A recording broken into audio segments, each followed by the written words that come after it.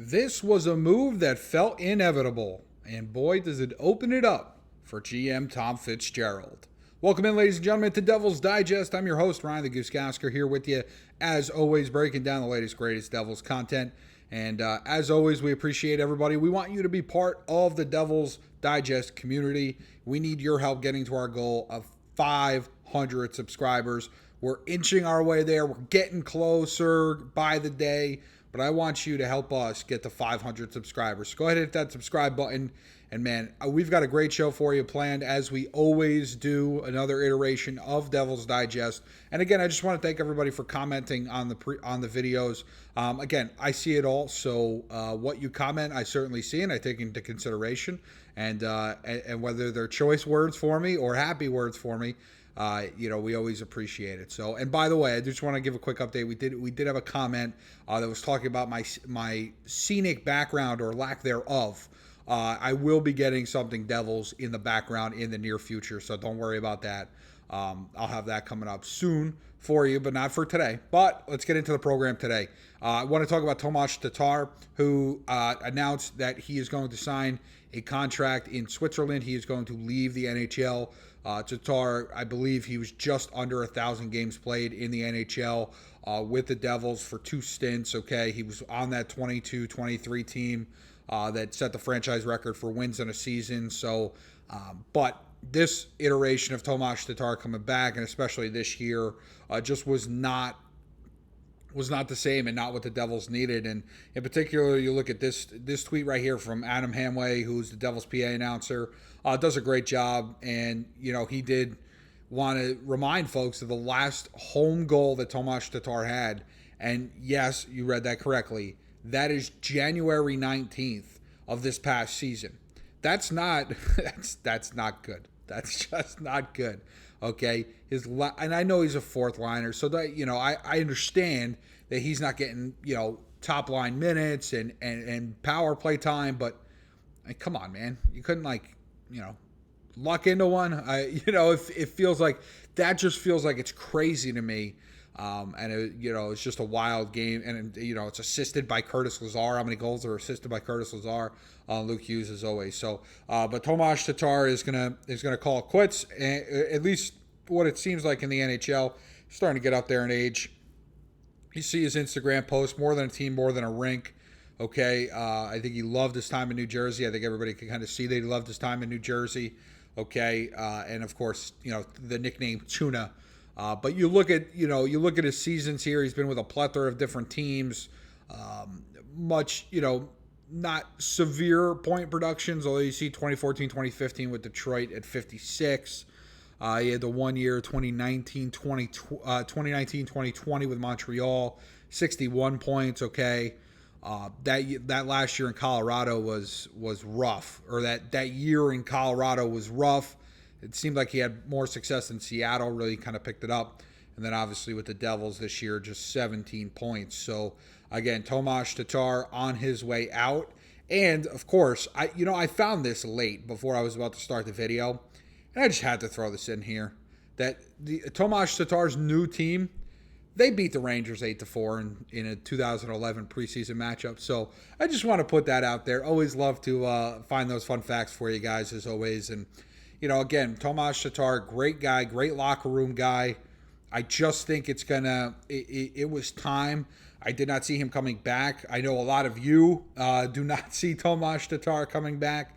So now it shifts to Tom Fitzgerald. What can he do with this bottom six, and in particular that fourth line, right? Because Tatar's out. You'd have to imagine. I don't see a world in which they bring Justin Dowling or Nate Bastian back. So you're talking about a brand new fourth line, and potentially if you lose Kurtis Lazar, you're looking at a potential brand new fourth line.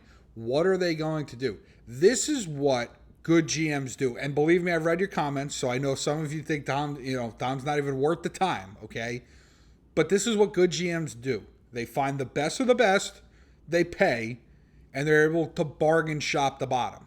That's what the best teams are able to do.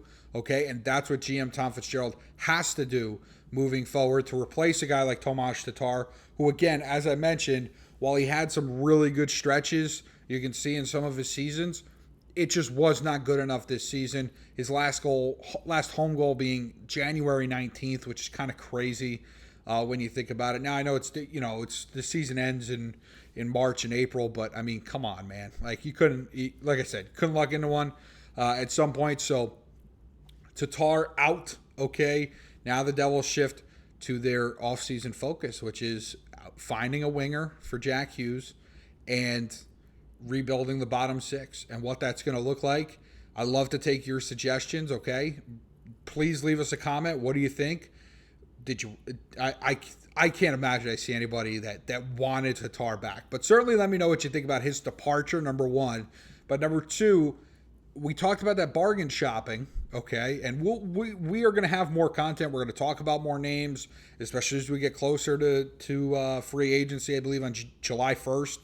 Okay, so, we'll talk more about that, but I want to hear from you. Who should the Devils bring in on this bottom line that maybe isn't cheap, okay? Or is cheap, I should say. Not forget isn't cheap, okay? We just did, the last video I did on Brad Marchand, obviously, was one that ended in disappointment, because whether he had a realistic shot of coming here or not, it doesn't really matter. I don't think New Jersey had the money to pay him anyway. So, and he's not a bottom six player, but you get what, let me know some guys at the bottom of rosters that the Devils should bring in that are, if not cheap, close to cheap, okay, and who fit the Devils system and mold moving forward, right? You're going to have MacDermid. I think he's still on contract for another 2 years.